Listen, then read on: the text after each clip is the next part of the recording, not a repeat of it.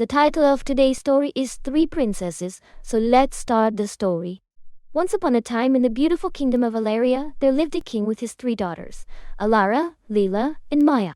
You might be thinking that these three princesses were always ready to protect the kingdom and help the king, but they had no interest in all these things. They were more interested in thrill and excitement than these. They often found themselves craving adventure and excitement. One day, as they were discussing their desires, Alara said, "Help! Where is my brave warrior who saved me? Where is my knight in shining armor?" His sisters, Leela and Maya, were laughing at her drama. They all knew it was time for change, but none of them realized how soon it would come. That evening, the king called his daughters to his chamber. He was very concerned about their future and the welfare of the kingdom. "Daughters," he began, "this is the ancient book of our ancestors. I want you to open it." With curiosity and respect, Alara opened the book. "Father, this book talks about the three qualities of a true ruler: sense of direction, vision, and empathy," she said, her eyes wide in surprise. Feeling the weight of responsibility, Leela said, "The person who will rule this kingdom must also be brave." "Let's invite all the neighboring princes and have a competition, Dad," Maya suggested, her mind racing with possibilities. "The warrior who is the best among them will be able to rule this kingdom." The king nodded in agreement. He said with a gentle smile, "It's a wonderful idea. But the prince will not come here. You three will go out of the kingdom in search of the true ruler. Now the time has come for you three to set out on a journey to find the true ruler of this kingdom.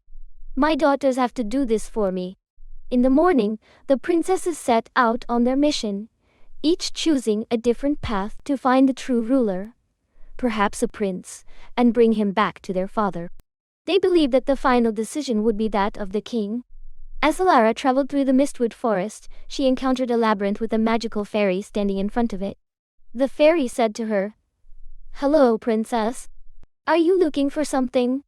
"I seek the one true ruler," Alara replied confidently. "If you are looking for a true ruler, you will find him at the end of this labyrinth," advised the fairy. "Listen carefully, princess. Remember where you came from and think about your next step. This will help you find the right direction." Heeding the fairy's words, Alara carefully entered the labyrinth and moved forward slowly. She knew that by keeping the direction in mind, she would reach her destination. And keeping the direction in mind, she finally reached the middle. There she again met the fairy, who said to her, "Very well, princess. You have found the way by paying attention to the direction. Now you immediately go back to the palace. Your true ruler is waiting for you." The fairy gave a box to Alara as a gift. With new determination, she quickly left for the palace. Meanwhile, Leela reached a forest where many animals were standing on the bank of a ditch, wanting to cross to the green fields on the other side. Seeing Leela, the fairy appeared there and asked, "Are you lost, princess?" Leela replied, "No, I am wandering in the forest in search of the rightful ruler, but first I have to transport these animals across the ditch." The fairy replied, "Don't worry, the animals have a special site. It's a magical forest, and you can build a bridge with the power of your mind. But you have to concentrate on the bridge," the fairy continued. "But be careful, if you lose focus, the bridge will collapse." Leela started concentrating immediately. She could think of a simple bridge to cross, but she was concerned about the animals who wanted to reach the green field. She thought about a grand bridge, but it was difficult to concentrate on. Ultimately, the bridge is completed and Leela successfully leads the animals to the other side. "Well done. With a little focus and clear vision, anyone can achieve anything," the fairy praised her and also gave her a box as a gift. The bridge built by Leela remained a symbol of her foresight. The fairy advised her to return to the palace as the true ruler was waiting for her there. Leela immediately returned to the palace. Maya, on the other hand, found herself in a small village in the forest. The villagers were unfamiliar with her, living happily with whatever they had. Maya asked in surprise, "What are you talking about? How are you so happy even though you don't have anything?" "Forgive me, princess, but you are wrong," said the village woman. "I have my husband and son, fresh air, sunlight, clean water, and fresh vegetables to eat. What more do we need?" "This isn't living. You don't have servants," argued Maya. "Actually, we don't need it and we don't need them either. We live happily in this big forest," the villager replied calmly. Maya realized how wrong her perception of the house was. Home is where family is, where people are happy and content, not wealth and comfort. She started feeling better and started remembering her father and sisters. She was happy to have them in her life. But to connect the states, the king is making roads by breaking the forests, said the village woman. I won't let that happen, Maya decided. Just as the palace is my home, it is their home. I will return to the palace immediately and stop the forest from being destroyed. We will find another way to unite the kingdoms. Just then the fairy appeared there and said to Leela, You have shown true sympathy for these villagers. The fairy gave her a gift box as a token of appreciation. Maya quickly returned to the palace, her search for a true ruler forgotten. It so happened that all three sisters reached the palace together and shared their experiences. As they entered the palace gates, their gift boxes transformed into magical objects. A wand for Alara, a crystal ball for Leela, and a heart-shaped amulet for Maya. What is this? They said together in surprise. Greetings, princesses, a voice echoed. You have completed the legacy. This was a magical fairy. The king appeared before them and said, My daughters, you have completed the inheritance. For years this kingdom has been waiting for three sisters who will rule together. You have three qualities: direction, vision, and empathy. This kingdom has been waiting for you to take your rightful place. The king further said, I was only a caretaker of this kingdom. Daughters, you set out in search of the true ruler and ultimately discovered that it was you. The sisters were taken to a grand hall and the royal throne. As soon as he took up his position, the palace and kingdom were pleased with his new qualities. Using their new powers, the sisters ruled the kingdom better than ever before. And so the kingdom of Valeria flourished under the leadership of the queens of Valeria, and they lived happily ever after. The title of today's story is Princess Rose and the Golden Bird, so let's start the story. Once upon a time in a faraway land, there lived a beautiful princess named Christina. Princess Christina had lovely red hair, and she adored roses. Every night she would stand on her balcony and sing a sweet song. A golden bird would come and sit on her shoulder, joining her in the melody. Her song would bring peace to the entire kingdom, and everyone would fall into a deep, restful sleep. But one day, a jealous witch named Morgana saw the happiness Christina brought to her people and became envious. Morgana decided to cast a spell on the princess. With a wave of her wand and a few whispered words, she turned Princess Christina's beautiful red hair as black as coal. That evening, when Princess Christina stood on her balcony and began to sing, something terrible happened. Instead of bringing sweet dreams, her song caused everyone in the kingdom to have nightmares. People tossed and turned in their beds and unhappiness spread throughout the land. The golden bird, seeing the trouble caused by Morgana's spell, whispered to Princess Christina, Wash your hair in rose water, and all will be well again. Princess Christina followed the bird's advice. She found a bowl of rose water and carefully washed her hair. To her delight, her hair turned red once more. That night, when she sang on her balcony, the kingdom slept peacefully, free of nightmares. However, Morgana was not easily defeated. She cast her spell again, turning Princess Christina's hair black. Once more, the golden bird told her to use rose water, and once more, Christina's hair turned red, restoring peace to the kingdom. This cycle continued several times, with Morgana growing more frustrated each time. One day, Morgana came to know about rose water. Determined to put an end to Princess Christina's happiness, Morgana used her dark magic to remove all the roses from the kingdom. Without roses, Christina had no rose water to wash her hair and break the spell. Feeling helpless, Princess Christina turned to the golden bird for advice. The bird, with a gentle voice, said, A rose will come to you by surprise one day. Until then, you must wait and be patient. Days turned into weeks, and weeks turned into months. The kingdom remained under the dark spell, with people plagued by nightmares each night. Princess Christina felt sad and powerless but held on to the hope given to her by the golden bird. One sunny morning, a handsome prince named Adrien arrived from a distant kingdom. He had heard tales of the beautiful princess and her enchanted song. When he saw the sadness in the kingdom and learned of the witch's spell, he decided to help. Prince Adrien brought with him a single beautiful rose, knowing it might be the key to breaking the curse. Prince Adrien approached Princess Christina, presenting the rose to her with a kind smile. For you, Princess Christina, he said, I hope this can bring back the happiness you and your people deserve. Princess Christina's heart filled with hope and gratitude. She took the rose and immediately made rose water from its petals. With the precious rose water she washed her hair. To her immense relief, her hair turned red once again. That night Princess Christina stood on her balcony, her red hair shining in the moonlight.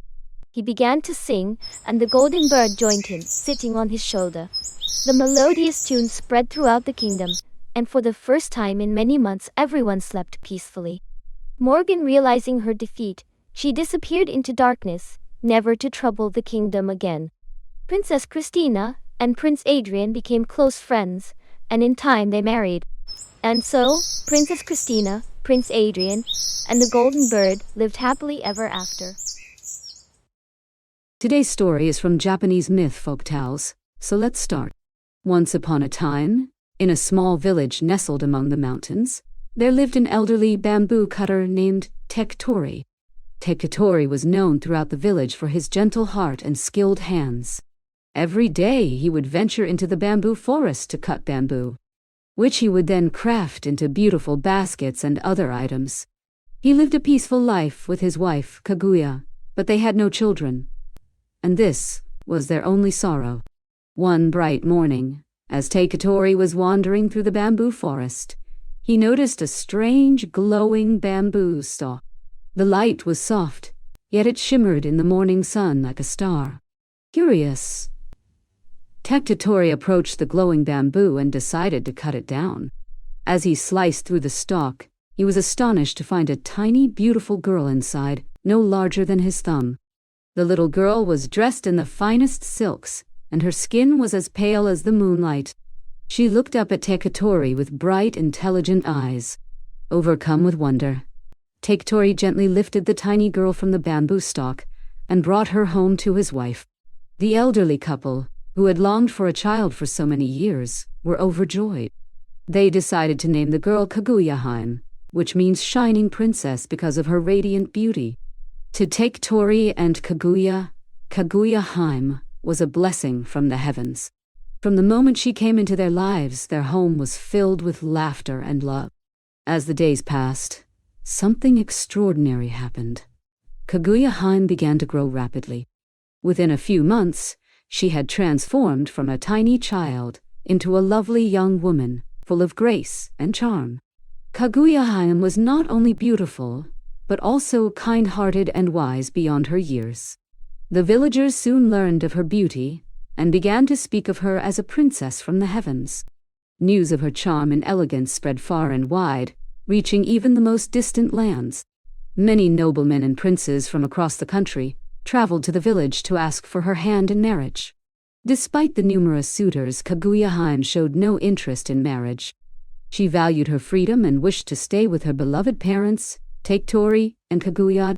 However, the suitors were persistent and would not take no for an answer.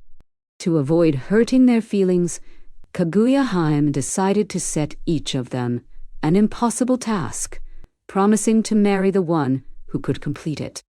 The first suitor was a young prince who was known for his bravery. Kaguya Han asked him to retrieve the legendary stone bowl from the Buddha of India, a treasure said to be impossible to find. The prince set off on his journey, determined to win Kaguya Han's hand. However, after months of searching, he realized the task was impossible and returned empty-handed, deeply disappointed. The second suitor was a wealthy lord who prided himself on his wealth. Kaguya Han asked him to bring her a branch from the mythical tree that bore jeweled fruit. The lord spared no expense in his search, sending ships and men across the seas. In the end, he returned with a fake branch adorned with artificial jewels, hoping to deceive Kaguya Han. But Kaguya Han, wise and perceptive, saw through the ruse and rejected his proposal. The third suitor was a learned scholar, known for his knowledge of the ancient texts. Kaguya Han asked him to find the robe made of fire rat fur, a mythical garment that could not be burned by fire. The scholars searched through countless scrolls and manuscripts but could find no clue as to where such a robe might exist. In the end, he too failed and had to abandon his quest.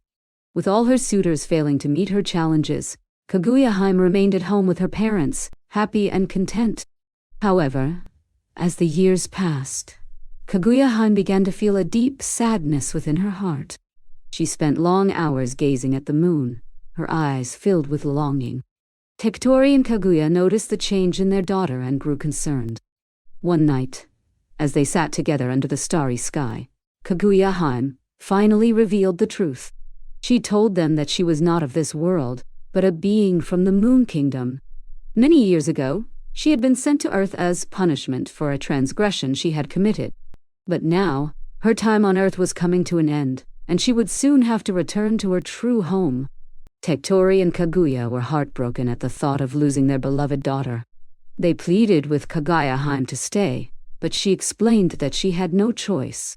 As the day of her departure drew near, Kaguya Han spent her time with her parents, cherishing every moment.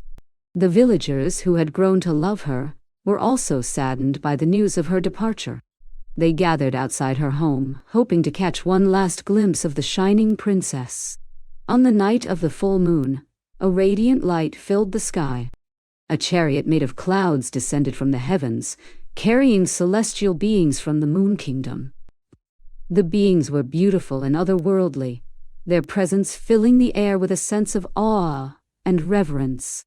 Kaguya Han, dressed in her finest robes, stepped out of her home to meet her fate. She turned to her parents, tears in her eyes, and thanked them for the love and care they had given her. She embraced them one last time, promising that she would always watch over them from the heavens. With a heavy heart, Kaguya Han stepped into the chariot, and the celestial beings began to ascend back to the Moon Kingdom.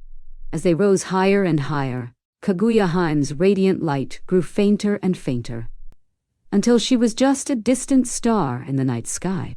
Tectori and Kaguya stood together, watching the sky until the light disappeared. Though their hearts were heavy with sorrow, they knew that Kaguya Han was returning to her true home.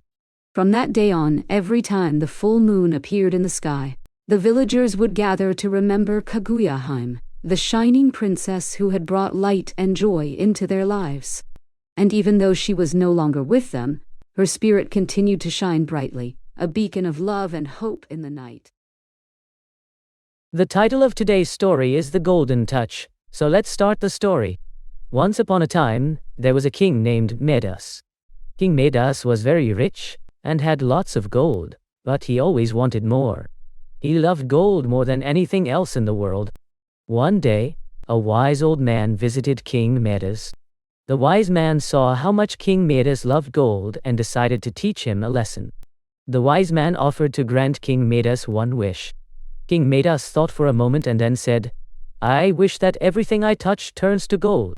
The wise man warned him, "Are you sure this is what you want? Sometimes, what we wish for can be more of a curse than a blessing." But King Midas was certain. "Yes, that is my wish," he said. The wise man granted his wish and disappeared. King Midas was very excited. He touched a flower in his garden, and it turned to gold. He touched his table, and it turned to gold. He ran around his palace, touching everything he could see, and everything turned to gold. King Midas was very happy, but soon King Midas started to feel hungry. He picked up a piece of bread, but as soon as he touched it, it turned to gold. He couldn't eat gold. He tried to drink water, but it turned to gold in his hands. King Midas began to worry. He was very hungry and thirsty. Then his beloved daughter came to him, running and laughing. Without thinking, King Midas reached out to hug her. To his horror, she turned into a gold statue. King Midas was heartbroken. He realized that his wish was a terrible mistake. King Midas cried out to the wise man, begging him to take back the golden touch. "Please, I don't want this gift anymore. I just want my daughter back." The wise man returned and saw how sorry King Midas was. He felt pity for the king. The wise man told King Midas to go to the river and wash his hands. King Midas ran to the river and dipped his hands into the water. As he washed, the golden touch was washed away. King Midas rushed back to the palace.